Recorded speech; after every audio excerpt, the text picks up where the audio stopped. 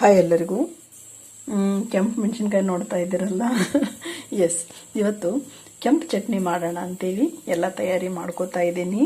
Actually 2-3 ದಿನ ಆಯ್ತು ಮಾಡ್ಬೇಕಂತೇಳಿ time ಇದಾಗ್ತಾ ಇಲ್ಲ. ಇವತ್ತಂತೂ ಮಾಡ್ತಾ ಇದ್ದೀನಿ ಕೆಂಪು ಚಟ್ನಿ ಮಾಡಲಿಕ್ಕೆ. ಆ್ಯಕ್ಚುಲಿ ಕೆಂಪು ಚಟ್ನಿ ಅಂದ ತಕ್ಷಣ ನಮ್ಮ ತಾಯಿನೇ ನೆನಪಾಗೋದು. ಹೌದಾ, ಅದು ಏನು ಹಾಕ್ತಾರೆ ಏನೋ ಗೊತ್ತಿಲ್ಲ. ಅವ್ರು ಹೇಳೋ ಐಟಮ್ಸೇ ನಾನು ಹಾಕಿರ್ತೀನಿ, ಬಟ್ ಆ ರುಚಿ ನನಗಂತೂ ಸಿಗೋದಿಲ್ಲ. ನಮ್ಮ ಅಕ್ಕ ನಾನು ಯಾವಾಗಲೂ ಇದೇ ಹೇಳ್ತಾ ಇರ್ತೀವಿ. ಅದು ನಿಜಾನೂ ಕೂಡ ಅಲ್ವಾ.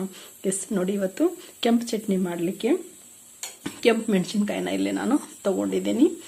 ರುಚಿಗೆ ತಕ್ಕಷ್ಟು ಉಪ್ಪಿದೆ, ಬೆಲ್ಲ, ಬೆಳ್ಳುಳ್ಳಿ ಇದೆ, ಕರಿಬೇವು ಮತ್ತು ಹುಣಸೆ ಹಣ್ಣು. ಹೌದಾ, ಇದೊಂಚೂರು ನೆನೆಸಿಟ್ಟು ಹಾಕಿದರೆ ಚೆನ್ನಾಗಿರುತ್ತೆ.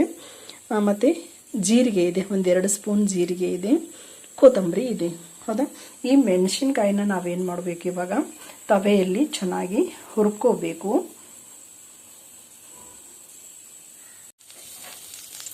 ನಾವೇನು ಎತ್ತಿಟ್ಕೊಂಡಿದ್ವಲ್ಲ ಕೆಂಪು ಮೆಣಸಿನ್ಕಾಯಿ, ಅವುಗಳನ್ನು ಸ್ವಲ್ಪ ಈ ಥರ ಮುರಿದು ಹಾಕಿದ್ದೇನೆ ನಾನು. ಹಿಡಿಯೋದು ಹಾಕಿದ್ವಿ ಅಂತ ಹೇಳಿದ್ರೆ ಸಿಡಿತಾವು ಒಂದೊಂದ್ಸಲಿ. ಮತ್ತು ನಾವು ಮಿಕ್ಸಿ ಒರಳಂತೂ ಇರೋದಿಲ್ಲ, ಮಿಕ್ಸಿಲಿ ಹಿಡಿಲಿಕ್ಕೂ ಅದು ಕಷ್ಟ ಆಗುತ್ತೆ. ಹಾಗಾಗಿ ಈ ಥರ 1-2 ಅಥವಾ 3 ಆಗಿ ನಾವು ಅದನ್ನು ಮೆಣಸಿನ್ಕಾಯಿನ ಕಟ್ ಮಾಡಿಬಿಟ್ಟು ತವೆಯಲ್ಲಿ ಏನು ಮಾಡ್ತಾ ಇದ್ದೇನೆ, ಇದನ್ನು ಹುರಿತಾ ಇದ್ದೇನೆ ಬಾಳಗಿಯಲ್ಲಿ. ಒಂದು ಚೂರು ಎಣ್ಣೆ ಹಾಕಿದ್ವಿ ಅಂತ ಹೇಳಿದ್ರೆ ಇದರದ್ದು ಘಾಟು ಸ್ಮೆಲ್ ಏನಾಗೋದಿಲ್ಲ, ಬರೋದಿಲ್ಲ. ಹಾಗಾಗಿ ಕ್ಲೀನಾಗಿ ಇದನ್ನ ಏನು ಮಾಡಬೇಕು, ಹುರ್ಕೋಬೇಕು. ಕೆಂಪು ಚಟ್ನಿ ಎಲ್ಲ ತಿಂದವ್ರಿಗೆ ಅದ್ರ ರುಚಿ ಗೊತ್ತಿರುತ್ತೆ. ಹೌದಾ, ನನಗಂತೂ ತುಂಬ ಇಷ್ಟ ಆಗುತ್ತೆ. ಚಪಾತಿ, ರೊಟ್ಟಿ, ದೋಸೆ, ಇಡ್ಲಿ, ಪಡ್ಡು, ಜಸ್ಟ್ ಒಂದು ಸೈಡ್ ಡಿಶ್ ಅಂತ ನಾವು ಇದನ್ನು ಮಾಡಿಟ್ಟಿದ್ವಿ ಅಂತ ಹೇಳಿದ್ರೆ ಎಲ್ಲ ನಮ್ಮ ಊಟಕ್ಕೂ ಏನಾಗುತ್ತೆ, ಇದು ಹೆಲ್ಪ್ ಆಗುತ್ತೆ. ಕೆಲವ್ರಿಗೆ ಇದ್ರ ರುಚಿ ಗೊತ್ತಿರಂಗಿಲ್ಲ. ಇದ್ರ ರುಚಿ ಗೊತ್ತಿರೋರು ಏನು ಮಾಡ್ತಾರ, ಇದನ್ನು ಮಾಡಿರ್ತಾರ. ನಾವು ಬಿಸಿ ಬಿಸಿ ರೊಟ್ಟಿ ಜೊತೆ ಕೆಂಪು ಖಾರ ಚಟ್ನಿ, ಬೆಣ್ಣೆ ಹಚ್ಕೊಂಡು ಒಂದ್ಸಲ ತಿನ್ನಿ, ಅದರ ರುಚಿ ಏನಂತ ನಿಮಗೂ ಗೊತ್ತಾಗುತ್ತೆ ಅಲ್ವಾ. ಎಸ್, ಇದನ್ನು ಲೋ ಫ್ಲೇಮಲ್ಲಿ ಕ್ಲೀನಾಗಿ ನಾವೇನು ಮಾಡಬೇಕು, ಹುರಿಬೇಕು. ಈ ಥರ ಇದು ಮೆಣಸಿನ್ಕಾಯಿ ಏನಾಗಬೇಕು, ಕ್ಲೀನಾಗಿ ಹುರಿಬೇಕು. ಲೋ ಫ್ಲೇಮಲ್ಲಿ ಹುರ್ಕೊಳ್ಳಿ. ಆ್ಯಕ್ಚುಲಿ ಇದು ಕಬ್ಬಿಣ ತವಾದಲ್ಲಿ ಹುರಿಬೇಕು. ನಾನು ಇದು ಸ್ಟೀಲಿನ ಬಾಳಿಗೆ ಇಟ್ಟಿದ್ದೀನಿ, ಹಾಗಾಗಿ ಸ್ವಲ್ಪ ಹೊತ್ತದಂಗೆ ಆಗ್ತಾ ಇದೆ. ಕಬ್ಬಿಣ ತವ ಆದರೆ ಕ್ಲೀನಾಗಿ ಇದಾಗುತ್ತೆ, ಅದು ಹುರಿಯುತ್ತೆ.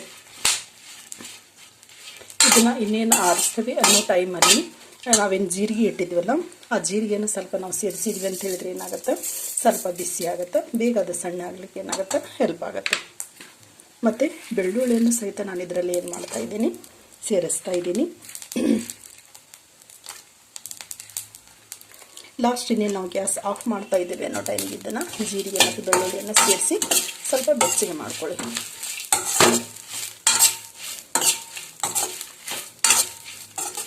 ಇವಾಗ ಗ್ಯಾಸ್ ಫ್ಲೇಮ್ ನಾನು ಆಫ್ ಮಾಡ್ತಾ ಇದ್ದೀನಿ. ಇದು ತಣ್ಣಗಾದ್ಮೇಲೆ ನಾವೇನು ಮಾಡೋಣ, ಮಿಕ್ಸಿ ಜಾರ್ಗೆ ಇದನ್ನು ಸೇರಿಸ್ಕೊಳ್ಳೋಣ. ಎಸ್, ನಾವೇನು ಮೆಣಸಿನ್ಕಾಯಿ ಎಲ್ಲ ಹುರಿದಿಟ್ಕೊಂಡಿದ್ವಲ್ಲ, ಕೋಲಾಗಿದೆ ಅದು. ಅದನ್ನ ಇವಾಗ ಒಂದು ಮಿಕ್ಸಿ ಜಾರ್ಗೆ ಏನು ಮಾಡ್ತಾ ಇದ್ದೀನಿ, ನಾನು ಸೇರಿಸ್ತಾ ಇದ್ದೀನಿ. ಆ್ಯಕ್ಚುಲಿ ಸ್ಮಾಲ್ ಮಿಕ್ಸಿ ಜಾರ್ ತೊಗೊಂಡ್ರೆ ತುಂಬ ಇದಾಗುತ್ತೆ, ಅದು ಅಲ್ಲಿ ಸ್ವಲ್ಪ ಲೋಡ್ ಆದಂಗೆ ಆಗುತ್ತೆ. ಹಾಗಾಗಿ ಮಿಡಲ್ ಮಿಕ್ಸಿ ಜಾರನ್ನು ನಾನು ತೊಗೊಂಡಿದ್ದೀನಿ. ಹುರಿದಿಟ್ಟಿರೋ ಕೆಂಪು ಮೆಣಸಿನ್ಕಾಯಿ, ಜೀರಿಗೆ, ಬೆಳ್ಳುಳ್ಳಿಯನ್ನು ಸೇರಿಸಿದೆ. ಇವಾಗ ಕರಿಬೇವನ್ನು ನಾನೇನು ಮಾಡ್ತಾ ಇದ್ದೀನಿ, ಸೇರಿಸ್ತಾ ಇದ್ದೀನಿ. ಕೊತ್ತಂಬರಿ ಮತ್ತು ಹುಣಸೆ ಹಣ್ಣು ಅಂತ ಹೇಳಿದ್ನೆಲ್ಲ, ತುಂಬ ಅದು ಒಣ ಇರುತ್ತೆ. ಹಾಗಾಗಿ ಅದನ್ನು ಜಸ್ಟ್ ನೆನೆಸಿಟ್ಟಿದ್ದೆ, ಆ ನೀರು ಯೂಸ್ ಮಾಡ್ತಾ ಇಲ್ಲ. ನೆನೆಸಿಟ್ಟಿರೋ ಹುಣಸೆ ಹಣ್ಣನ್ನು ಮಾತ್ರ ಇಲ್ಲಿ ಏನು ಮಾಡ್ತಾ ಇದ್ದೀನಿ, ನಾನು ಸೇರಿಸ್ತಾ ಇದ್ದೀನಿ. ಹೌದಾ, ಮತ್ತು ನಾವು ಎತ್ತಿಟ್ಕೊಂಡಿದ್ವಲ್ಲ ಬೆಲ್ಲ ಮತ್ತು ಉಪ್ಪು. ಹೌದಾ, ಬೆಲ್ಲ ಒಂಚೂರು ಸಣ್ಣ ಆದಮೇಲೆ ಸೇರಿಸ್ತೀನಿ. ಜಸ್ಟ್ ಇವಾಗ ಉಪ್ಪಷ್ಟನ್ನು ಇಲ್ಲಿ ಸೇರಿಸ್ತಾ ಇದ್ದೀನಿ. ಹೌದಾ, ಇದೆಲ್ಲವನ್ನು ಸೇರಿಸ್ಬಿಟ್ಟು ನಾವು ಮಿಕ್ಸಿ ಸ್ವಲ್ಪ ಟೈಮ್ ತೊಗೊಳುತ್ತೆ. ಇದು ಮೆಣಸಿನ್ಕಾಯಿ ಬೀಜ ಎಲ್ಲ ಏನಿದೆ ಅಲ್ಲ, ಅದು ಸಣ್ಣ ಆಗಬೇಕು. ಹಾಗಾಗಿ ಸ್ವಲ್ಪ ಟೈಮ್ ತೊಗೊಳುತ್ತೆ.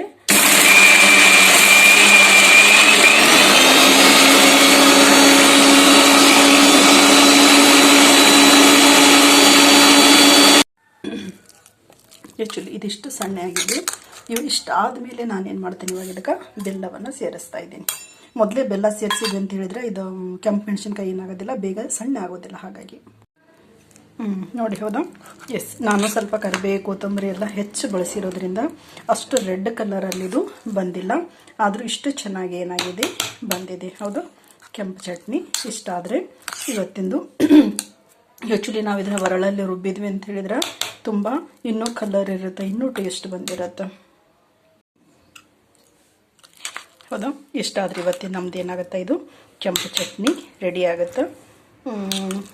ಈ ಕೆಂಪು ಚಟ್ನಿಯನ್ನು ಇವತ್ತು ನಾನೇನು ಮಾಡ್ತಾಯಿದ್ದೀನಿ, ಮೊಸರನ್ನದ ಜೊತೆ. ಹೌದಾ. ಆ್ಯಕ್ಚುಲಿ ರೊಟ್ಟಿ, ಚಪಾತಿ, ದೋಸೆ, ಪಡ್ಡು ಎಲ್ಲದಕ್ಕೂ ಏನಾಗುತ್ತೆ, ಇದು ಒಳ್ಳೆ ಕಾಂಬಿನೇಷನ್ ಆಗುತ್ತೆ. ಬಟ್ ಇವತ್ತು ನಾನೇನು ಮಾಡ್ತಾಯಿದ್ದೀನಿ, ಮೊಸರು ಅನ್ನದ ಜೊತೆ ಇದನ್ನು ಸರ್ವ್ ಮಾಡ್ತಾಯಿದ್ದೀನಿ. ಹೌದಾ. ಇವತ್ತಿನ ರೆಸಿಪಿ ನಿಮಗೆ ಇಷ್ಟ ಆಯಿತು ಅಂತ ಭಾವಿಸ್ತಾ ಇವತ್ತಿನ ವಿಡಿಯೋವನ್ನು ಮುಗಿಸ್ತಾ ಇದ್ದೀನಿ. ನೋಡಿರುವ ತಮಗೆಲ್ಲರಿಗೂ ಧನ್ಯವಾದಗಳು.